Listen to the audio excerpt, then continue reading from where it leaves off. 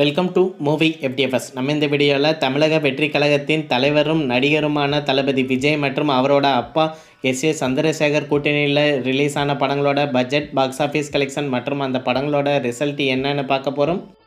நாளைய தீர்ப்பு படத்தோட பட்ஜெட் 20 லட்ச ரூபாய், கலெக்ஷன் 10 லட்ச ரூபாய். இந்த படம் ஒரு ஃப்ளாப் திரைப்படம்.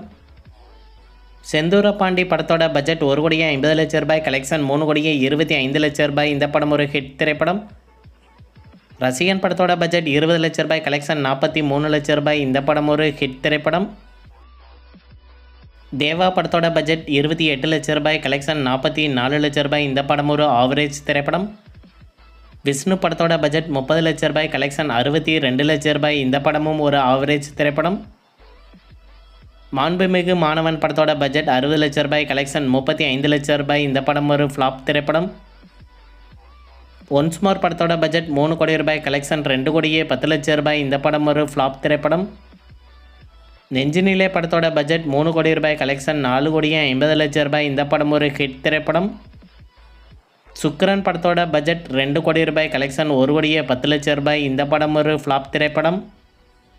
இந்த வீடியோ உங்களுக்கு பிடிச்சிருந்தால் லைக் பண்ணுங்கள், ஷேர் பண்ணுங்கள், கமெண்ட் பண்ணுங்கள். இது போன்ற பாக்ஸ் ஆஃபீஸ் கலெக்ஷன் வீடியோக்களுக்கு இந்த சேனலை சப்ஸ்கிரைப் பண்ணிக்கோங்க.